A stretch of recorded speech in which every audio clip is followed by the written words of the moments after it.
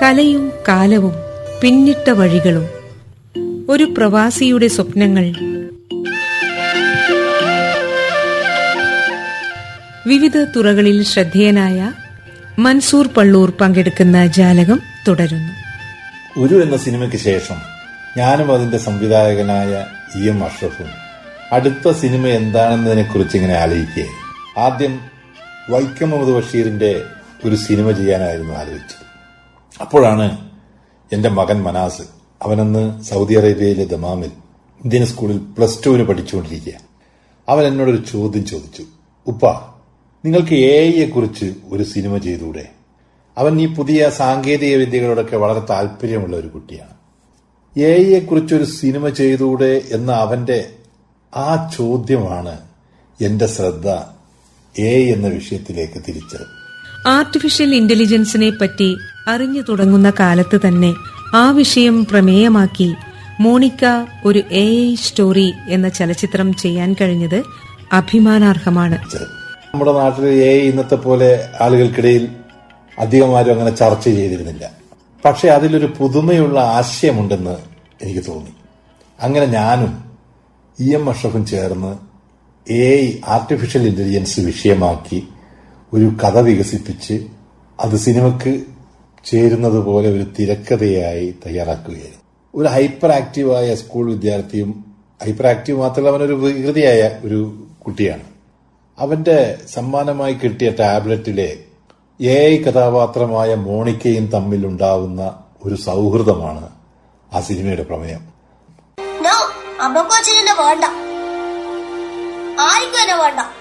അങ്ങനെ പറയാതെ, എനിക്ക് സ്വരൂപനെ വേണം. ശരിക്കും? ശരിക്കും. എന്നാ ഞാൻ മമ്മാന്ന് വിളിച്ചോട്ടെ. ഞാനൊരു AI ആണ്. ക്ലാസ്സിന് പുറത്ത് അവന് വീട്ടിലും അതുപോലെ സ്കൂളിലൊന്നും ലഭിക്കാതെ പോകുന്ന സ്നേഹം, പ്രത്യേകിച്ച് മാതൃസ്നേഹം, ആ കുട്ടി തന്റെ ടാബ്ലറ്റിലെ AI കഥാപാത്രത്തോട് സംസാരിക്കുമ്പോൾ അവന് കിട്ടുന്ന ഒരു സന്തോഷമുണ്ടല്ലോ, അതിലൂടെ അവന് കൈവരിക്കുന്ന മാനസികമായ വളർച്ചയും അത് അവന്റെ ജീവിതത്തിൽ മൊത്തം പോസിറ്റീവായി അവന് പ്രചോദനം നൽകുന്നതുമാണ് ഈ സിനിമയുടെ കഥ. എന്റെ പ്രിയപ്പെട്ട കുഞ്ഞുങ്ങളെ, നിങ്ങളൊരു സന്തോഷ വാർത്ത അറിഞ്ഞില്ല. നമ്മുടെ കുഞ്ഞു സ്വരൂപില്ലേ, 5ാം ക്ലാസ്സിലെ സ്വരൂപ്, ഇവൻ കമ്പ്യൂട്ടർ ലോകത്തെ ഒരു അത്ഭുത ബാലനായി മാറിയിരിക്കുക. സ്കൂളിന്റെ തന്നെ അഭിമാനമായി മാറിയിരിക്കുകയാണ് സ്വരൂപ്. ഇന്ത്യയിലെ ആദ്യത്തെ AI ടീമിലുള്ള സിനിമ എന്ന് ഇന്ത്യ സർക്കാരിന്റെ ഔദ്യോഗിക പോർട്ടലിൽ രേഖപ്പെടുത്തുകയുണ്ടായി. കേരള സർക്കാരിന്റെ OTT പ്ലാറ്റ്ഫോമായ സി സ്പേസിൽ ഈ സിനിമ ഇന്നും കാണാൻ സാധിക്കും. കാരണം AI എന്ന് പറയുന്ന വിഷയമൊക്കെ ഇപ്പോൾ ചർച്ചയിലേക്ക് വരുന്നതിനൊക്കെ മുമ്പ് എന്തായിരുന്നു AI എന്ന് മനസ്സിലാവാത്ത സമയത്തായിരുന്നു ഈ സിനിമ ഇറങ്ങിയത്. ഇന്ന് ആളുകൾ ആ AI സിനിമ വീണ്ടും കാണുകയാണെങ്കിൽ തീർച്ചയായും അത് അവരുടെ ചിന്തയെ ഒന്നുകൂടി ഉദ്ദീപിക്കുമെന്ന കാര്യത്തിൽ യാതൊരു സംശയവുമില്ല. ഒരു കാലത്ത് ഇതുപോലുള്ള സാങ്കേതികമായി ബന്ധപ്പെട്ട കഥകളൊക്കെ ഹോളിവുഡിൽ സയൻസ് ഫിക്ഷൻ സിനിമകളായിട്ടായിരുന്നു വന്നിരുന്നത്. പക്ഷെ ഇന്നത് AI വരവോടെ യഥാർത്ഥ ജീവിതവുമായി അടുത്തു കഴിഞ്ഞു എന്ന് തന്നെ പറയാം. നമ്മുടെ സിനിമയിലൂടെ ഞങ്ങൾ പറയാൻ ശ്രമിച്ച ഒരു ആശയമുണ്ട്. AI ഇന്ന് കൂടുതൽ മനുഷ്യ സമാനമാകുമ്പോൾ, മനുഷ്യനെ പോലെ ആകുമ്പോൾ, നമ്മൾ മനുഷ്യർ പ്രോഗ്രാം ചെയ്ത റോബോട്ടുകളെ പോലെ യാന്ത്രികമായി പെരുമാറുകയാണ്. നമ്മുടെ ഈ സിനിമ ഉയർത്തുന്ന ഒരു ചോദ്യമാണ്. ഈ സിനിമയിൽ മോണിക്കയായി ഇംഗ്ലീഷുകാരിയായ മലയാളം സംസാരിക്കുന്ന അപർണ മൾബറി വളരെ നല്ല ഒരു പ്രകടനമാണ് കാഴ്ചവെച്ചത്. അതുപോലെ തന്നെ നേരത്തെ ഏറ്റവും നല്ല നടനുള്ള ദേശീയ അവാർഡൊക്കെ ലഭിച്ച ശ്രീപദിന്റെ അഭിനയം, അതും ഈ സിനിമയുടെ മറ്റൊരു ഹൈലൈറ്റ് ആണെന്ന് പറയാം. ഇങ്ങനെ AIയും മനുഷ്യനും തമ്മിലുള്ള ബന്ധത്തെ ഒരു കുടുംബകഥയിലൂടെ അവതരിപ്പിച്ച സിനിമയായതിനാലാണ് മോണിക്ക ഒരു AI സ്റ്റോറിയെ കാലത്തിനു മുമ്പ് സഞ്ചരിച്ച സിനിമകളിലൊന്നായി പലരും വിലയിരുത്തുന്നത്. മൻസൂർ തുടരുന്നു. ആർട്ടിഫിഷ്യൽ ഇന്റലിജൻസ്, AI സാങ്കേതികത ഇന്ന് അതിവേഗത്തിൽ വികസിച്ചുകൊണ്ടിരിക്കുന്ന കാലഘട്ടത്തിൽ മനുഷ്യൻ സൃഷ്ടിച്ച ഒരു ശക്തമായ ഉപകരണമെന്ന നിലയിലാണ് ഞാൻ അതിനെ കാണുന്നത്. സാങ്കേതികത, അതായത് ടെക്നോളജി എത്ര തന്നെ മുന്നേറുകയാണെങ്കിലും മാനവിക മൂല്യങ്ങൾക്കും സ്നേഹത്തിനും കരുണയ്ക്കും അതുപോലെ മനുഷ്യ വികാരങ്ങൾക്കും പകരം വെക്കാൻ ഒരു AI സാങ്കേതികതയ്ക്കും സാധിക്കില്ല. അത് മനുഷ്യന്റെ തന്നെ ഡാറ്റയാണ്. ഈ ഡാറ്റ സംയോജിപ്പിക്കുന്നതിലൂടെയാണ് എഐയുടെ ബ്രെയിൻ എന്ന് പറയാം. എന്നാൽ മനുഷ്യന്റെ ആത്മാവ് എന്ന് പറയുന്നത് വേറിട്ടൊരു ഉണ്മയാണ്. അതിനെ നമുക്കായിട്ട് സൃഷ്ടിച്ചെടുക്കാൻ സാധിക്കില്ല. അതുകൊണ്ട് എനിക്ക് തോന്നുന്നത് സാങ്കേതികത സമൂഹത്തെ നിയന്ത്രിക്കുമെന്ന് പറയുന്നതിന് പകരം പലരും അതിന് അഡിക്റ്റ് ആവുന്നു എന്ന് പറയുന്നതാണ് ശരി.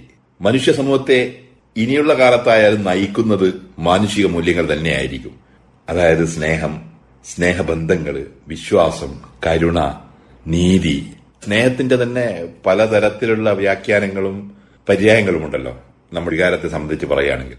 അതൊക്കെ തന്നെയായിരിക്കും മൂല്യങ്ങളായിട്ട് നമ്മുടെ ജീവിതത്തെ മുന്നോട്ട് നയിക്കുന്നത്.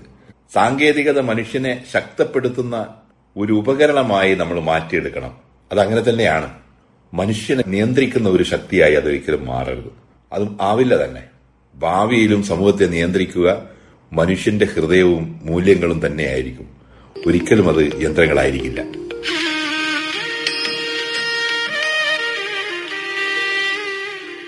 പ്രവാസിയുടെ കൂട്ടായ്മയിൽ ആരോഗ്യരംഗത്തും മറ്റ് മേഖലകളിലും സംരംഭങ്ങൾ തുടങ്ങിയിട്ടുണ്ട്.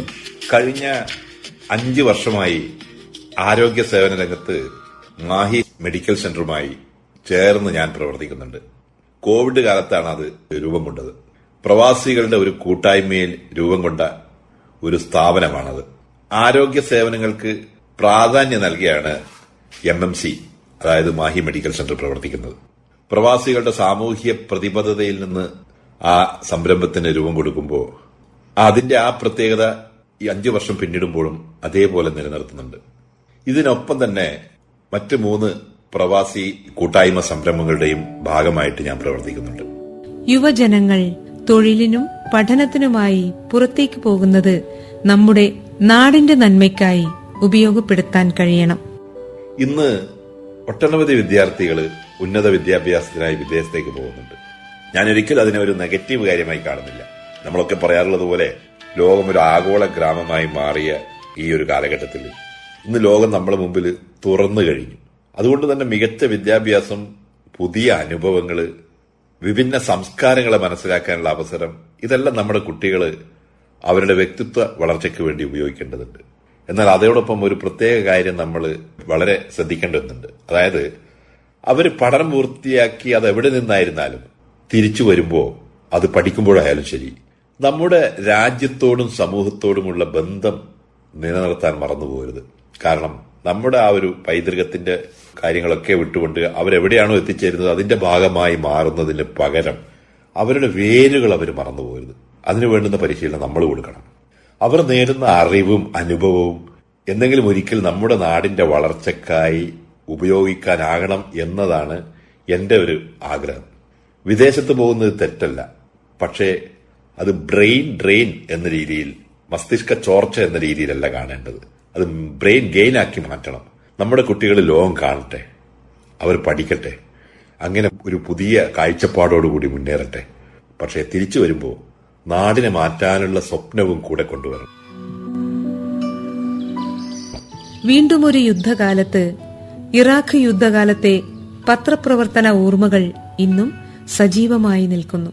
മാധ്യമപ്രവർത്തനത്തിന്റെ കാലത്തെ ഓർമ്മകളെ കുറിച്ച് പറയുമ്പോൾ അത് എന്റെ മനസ്സിലേക്ക് കടന്നു വരുന്ന സംഭവബഹുലമായ ഒരു കാലമാണ്. ഓർമ്മകളെ ത്രസിപ്പിക്കുന്ന കാലം എന്ന് തന്നെ പറയാം. ഇന്ന് നമ്മളിപ്പോ പശ്ചിമേഷ്യയിൽ നിന്ന് വീണ്ടും യുദ്ധവാർത്തകൾ കേൾക്കുകയാണല്ലോ.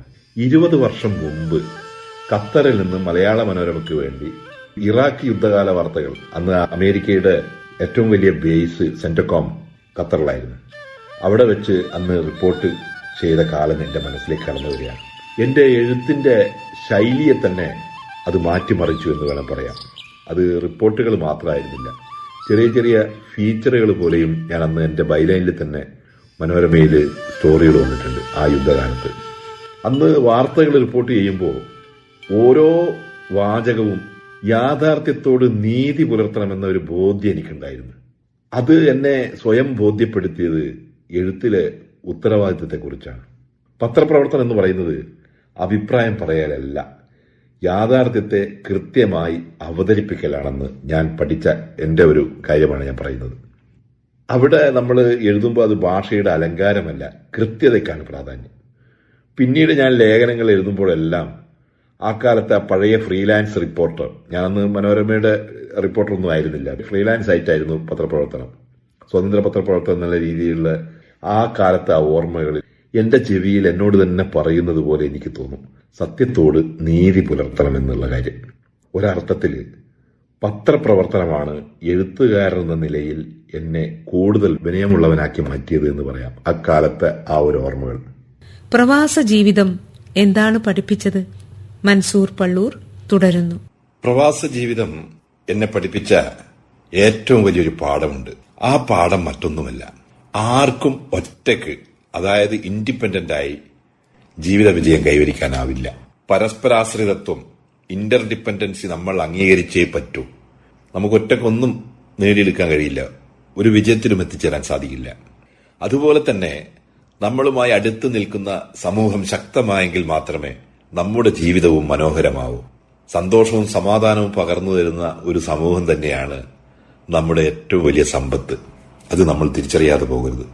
ഇന്ന് നമ്മൾ നമ്മുടെ ചുറ്റുമുള്ള ലോകത്തിലേക്ക് നോക്കൂ, പല വിധത്തിലുള്ള ഭിന്നതകളിലൂടെയാണ് കടന്നു പോകുന്നത്. അത് മതത്തിന്റെ പേരിലും രാഷ്ട്രീയത്തിന്റെ പേരിലും ആശയങ്ങളുടെ പേരിലും ആളുകൾ തമ്മിൽ അകലം നാൾക്ക് നാൾ വർദ്ധിച്ചു വരുന്ന കാഴ്ചയാണ് നമ്മൾ കാണുന്നത്. പക്ഷെ നമ്മളൊരു കാര്യം ഓർക്കണം, മലയാളികളുടെ പാരമ്പര്യം അതല്ല. വൈവിധ്യങ്ങളെ ആഘോഷിക്കുകയും വ്യത്യാസങ്ങൾക്കിടയിൽ സ്നേഹം കണ്ടെത്തുകയും ചെയ്യുന്ന സംസ്കാരമാണ് കേരളത്തിന്റെ ആത്മാവ്. ഞാനത് തുടക്കത്തിൽ തന്നെ പറയുകയുണ്ടായി. നമ്മുടെ വിശ്വാസങ്ങളെല്ലാം വ്യത്യസ്തമായിരിക്കാം, കാഴ്ചപ്പാടുകളും ഭിന്നമായിരിക്കാം. എന്നാൽ പരസ്പരം ബഹുമാനിക്കുകയും പരസ്പരം കേൾക്കുകയും സ്നേഹിക്കുകയും ചെയ്യാനുള്ള മനസ്സാണ് നമ്മെ ഒരുമിപ്പിക്കുന്നത്, നമ്മളെ ഒരു കണ്ണിയാക്കി നിർത്തുന്നത്.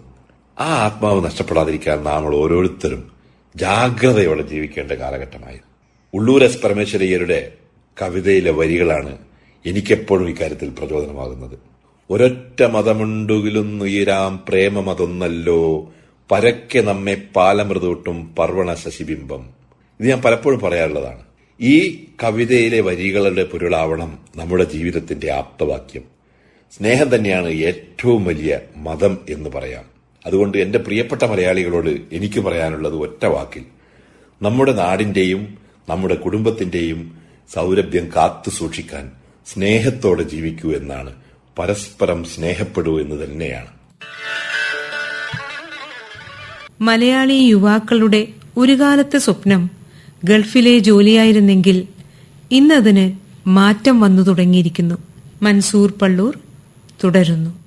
കേരളത്തിന്റെ പ്രവാസ ചരിത്രം നോക്കിയാൽ ഒരു കാലത്ത് മലയാളികളുടെ സ്വപ്നം ഒറ്റ വാക്കിൽ പറഞ്ഞാൽ ഗൾഫായിരുന്നു. അതിനു മുമ്പ് ബർമ, സിലോൺ അതുപോലുള്ള രാജ്യങ്ങളൊക്കെ ഉണ്ടായിരുന്നെങ്കിലും 70കളിലെ എണ്ണ ഭൂമിന് ശേഷം ലക്ഷക്കണക്കിന് മലയാളികളാണ് ഗൾഫ് രാജ്യങ്ങളിലേക്ക് പോയത്. ആ ഒരു ഗൾഫ് വിപ്ലവമാണ് കേരളത്തിന്റെ സമ്പദ് വ്യവസ്ഥയെ തന്നെ മാറ്റിമറിച്ചതും കേരളത്തിന്റെ ജീവിത നിലവാരം ഉയർത്തിക്കൊണ്ടുവന്നതും. ഇന്ന് കേരളത്തിലെ പല കുടുംബങ്ങളുടെയും ജീവിത വിജയത്തിന്റെ പിന്നിൽ ഗൾഫ് ഒരു വലിയ ഫാക്ടറാണ്. അത് ആർക്കും നിഷേധിക്കാൻ കഴിയില്ല. ഇപ്പോൾ ചെറിയൊരു മാറ്റം കാണുന്നുണ്ട്. ഇന്നത്തെ യുവതലമുറ ജോലി അന്വേഷിച്ചു പോകുമ്പോൾ അവരുടെ കണ്ണ് കൂടുതലും യൂറോപ്പിലേക്കോ കാനഡയിലേക്കോ ബ്രിട്ടനിലേക്കോ തിരിയുകയാണ്. അതിന് ചില കാരണങ്ങളുണ്ടെന്നാണ് എനിക്ക് തോന്നുന്നത്. ഒന്നാമതായിട്ട് സ്ഥിരതയുടെ കാര്യം തന്നെ. ഗൾഫ് രാജ്യങ്ങളിൽ പോയി ജോലി ചെയ്യാൻ നല്ല വരുമാനം ഉണ്ടാക്കാം, എന്നാൽ അവിടെ സ്ഥിരമായിട്ട് പെർമനന്റ് ആയിട്ട് താമസിക്കാനുള്ള അവസരം വളരെ കുറവാണ്. അവിടെ സിറ്റിസൺഷിപ്പ് കിട്ടില്ല. എന്നാൽ യൂറോപ്പിലോ മറ്റ് പാശ്ചാത്യ രാജ്യങ്ങളിലൊക്കെ പോയാൽ അവിടെ പെർമനന്റ് റെസിഡൻസിയും ചിലപ്പോൾ പൌരത്വവും ഒക്കെ ലഭിക്കാനുള്ള സാധ്യതയുണ്ടെന്നൊരു ധാരണ യുവാക്കൾക്കിടയിൽ ശക്തമാണ്.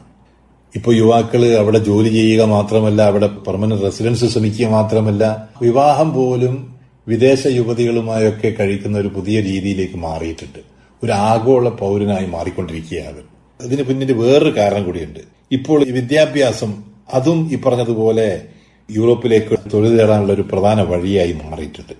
കേരളത്തിലെ പല യുവാക്കളും ആദ്യം വിദ്യാർത്ഥികളായിട്ടാണ് യൂറോപ്പിലേക്ക് കടന്നു പോകുന്നത്. പഠനം കഴിഞ്ഞാൽ അവിടെ തന്നെ ജോലി കിട്ടും, പിന്നെ ജീവിതം അവിടെ തന്നെ ആവാം എന്നൊരു കാഴ്ചപ്പാടാണ് ഇതിന് പിന്നിൽ. അതുപോലെ തന്നെ ജോലി മേഖലയുടെ ഒരു സ്വഭാവവും മറ്റൊരു കാരണമാണ്. ഗൾഫ് രാജ്യങ്ങളിൽ പ്രധാനമായിട്ടും ബ്ലൂ കോളർ ജോലികളാണ് ഉള്ളത്. എന്നാൽ യൂറോപ്പിലേത് IT, അതുപോലെ നഴ്സിംഗ്, ഹെൽത്ത് കെയർ, എഞ്ചിനീയറിംഗ് പോലുള്ള സ്കിൽഡ് ജോലികൾക്ക് ഒരുപാട് ആവശ്യമുണ്ടെന്ന്. പ്രത്യേകിച്ച് കേരളത്തിൽ നിന്നുള്ള നഴ്സുമാർ യൂറോപ്പിലേക്കും ബ്രിട്ടനിലേക്കും പോകുന്നത് വളരെ കൂടുതലാണ്. ഇതിനെല്ലാം ഉപരിയായിട്ട് ജീവിത നിലവാരം ഇന്ന് യുവതലമുറ കൂടുതൽ ശ്രദ്ധിക്കുന്നുണ്ട്. ജോലി മാത്രം പോരാ, ജീവിതത്തിന്റെ ആ ഒരു ഗുണമേന്മ, സാമൂഹിക സുരക്ഷ, കുടുംബത്തോടൊപ്പം സ്ഥിരമായി ജീവിക്കാൻ കഴിയുന്ന സാഹചര്യം, ഇതെല്ലാമാണ് അവർ കൂടുതലായിട്ട് പരിഗണിക്കുന്നത്. അതുകൊണ്ട് തന്നെ മുൻകാലത്ത് മലയാളികളുടെ കുടിയേറ്റം, പ്രവാസം വരുമാനത്തിന് വേണ്ടിയായിരുന്നെങ്കിൽ ഇന്നത്തെ യുവതലമുറയുടെ പ്രവാസം കൂടുതലും ഭാവിയും ജീവിത നിലവാരവും ലക്ഷ്യമിട്ടുകൊണ്ടാണ് പോകുന്നത്. അതുകൊണ്ട് തന്നെ ഗൾഫിൽ എന്ന പോലെ യൂറോപ്പും മലയാളി യുവാക്കളുടെ ഒരു പുതിയ സ്വപ്നഭൂമിയായി ഇന്ന് മാറിയിരിക്കുകയാണ്. മാതൃകകളെന്ന് പറയാൻ മുന്നിൽ ഒട്ടനവധി പേരുണ്ട്. അവരുടെ സൃഷ്ടികളിൽ നിന്ന് കിട്ടിയ ഉൾക്കാഴ്ചകളും കാലത്തെക്കുറിച്ചുള്ള ബോധവുമാണ് എന്നെ മുന്നോട്ട് നയിക്കുന്നത്. നമ്മളെ അതിശയിപ്പിച്ച, അതായത് എന്നെ അതിശയിപ്പിച്ച എഴുത്തുകാർ മലയാള സാഹിത്യത്തിലും ഇന്ത്യൻ സാഹിത്യത്തിലും ലോക സാഹിത്യത്തിലും അനവധി പേരുണ്ട്. അതുപോലെ ഇന്ത്യൻ സിനിമയിലും ലോക സിനിമയിലും നമ്മെ വിസ്മയിപ്പിച്ച ചലച്ചിത്രകാരന്മാരും അനവധി പേരുണ്ട്. ഇവരെ മുഴുവൻ വായിച്ചറിയാനും കണ്ടറിയാനും നമുക്കൊരു പുരുഷായുസ് തന്നെ പോരാതെ വരും. പക്ഷെ കണ്ടതിലും വായിച്ചതിൽ നിന്നും ലഭിച്ച അനുഭവങ്ങൾ അത് നമ്മെ രൂപപ്പെടുത്തുന്നുണ്ട് എന്ന് പറയാം. അത്ഭുതപ്പെടുത്തുന്ന ആ സൃഷ്ടികളിൽ നിന്ന്, അത് എഴുത്തിന്റെ കാര്യത്തിലായാലും ശരി, സിനിമയുടെ കാര്യത്തിലായാലും ശരി, പുസ്തകങ്ങളുടെ കാര്യത്തിലായാലും ശരി, നമുക്ക് ഒരുപാട് പഠിക്കാനും മനസ്സിലാക്കാനും ഉണ്ടെന്നുള്ളതാണ് സത്യം. ഇവരെല്ലാവരെയും ചേർത്ത് വായിക്കുകയും കാണുകയും ചെയ്യുമ്പോൾ നമുക്ക് നമ്മുടെ മനസ്സിൽ നമ്മുടേതായ ഒരു ഭാഷയും ശൈലിയും ഒക്കെ രൂപപ്പെടും. അങ്ങനെ അവർ തെളിച്ച വഴിയിലൂടെ നമ്മൾ നടക്കുമ്പോൾ നമ്മളറിയാതെ നമ്മുടേതായ ഒരു പാത കണ്ടെത്തും. അങ്ങനെയുള്ള ഒരു മാതൃകയാണ് നമ്മളിലൊക്കെ, എന്റെ അഭിപ്രായത്തിൽ എന്നിലൊക്കെ രൂപപ്പെടുന്നത് എന്ന് എനിക്ക് തോന്നുന്നു. ജീവിതം ഇങ്ങനെ മുന്നോട്ട് പോകുമ്പോൾ പല ചിന്തകൾക്കുമിടയിൽ എന്നെ കൂടുതലായി ചിന്തിപ്പിക്കുന്ന ഒരു കാര്യമുണ്ട്. അത് മറ്റൊന്നുമല്ല, സമയത്തിന്റെ വേഗം. സമയം ആർക്കു വേണ്ടി കാത്തിരിക്കില്ല. അതിനെ നിർത്താനും കൂട്ടാനും ഒരു സാങ്കേതിക വിദ്യക്കും സാധിക്കില്ല. അതുകൊണ്ട് തന്നെ ഇനി എന്റെ ശ്രദ്ധ എന്ത് ചെയ്യണം എന്നതിലുപരി എന്ത് ചെയ്യാതിരിക്കണം എന്ന ബോധ്യത്തിലേക്കാണ്. സമയം പാഴാക്കാതെ ചെയ്യുന്ന ഓരോ കാര്യവും മനസ്സറിഞ്ഞ് ആസ്വദിച്ച് ചെയ്യണം എന്നൊരു ഉറച്ച വിശ്വാസം എനിക്കുണ്ട്. അർത്ഥമുള്ള, ഉപയോഗമുള്ള കാര്യങ്ങൾ മാത്രം തിരഞ്ഞെടുക്കാനും അനാവശ്യമായ തിരക്കുകളിൽ നിന്ന് വിട്ടുനിൽക്കാനും അതുകൊണ്ട് തന്നെ ഞാൻ എപ്പോഴും ഈ അടുത്ത കാലത്തായി ശ്രദ്ധിക്കാറുണ്ട്. അതോടൊപ്പം ആരോഗ്യവും സന്തോഷവും മാനസിക സമാധാനവും കാത്തു സൂക്ഷിക്കണം. ദൈവത്തോട് നന്ദിയുള്ള മനസ്സോടെ അവസാന ശ്വാസം വരെ റിട്ടയർ ചെയ്യാതെ പ്രവർത്തന നിരതനായി സമൂഹത്തിന് ഉപകാരപ്പെടുന്ന രീതിയിൽ ജീവിക്കാനാണ് എന്റെ ആഗ്രഹം. ജീവിതത്തിന്റെ ദൈർഘ്യം നമുക്ക് നിയന്ത്രിക്കാൻ കഴിയില്ല എന്നുള്ള കാര്യം ഉറപ്പാണ്. പക്ഷെ അതിന്റെ ഗുണമേന്മ നമുക്ക് നിർണ്ണയിക്കാൻ പറ്റും. അതാണ് ഇനി എന്റെ ജീവിത ലക്ഷ്യം.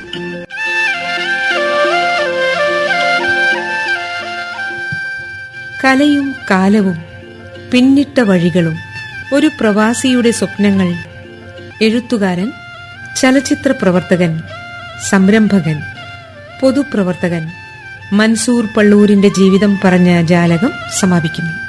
നിർവഹണം വിനോദ് ബാബു എച്ച്, കൂടെ CK രാജശ്രീ.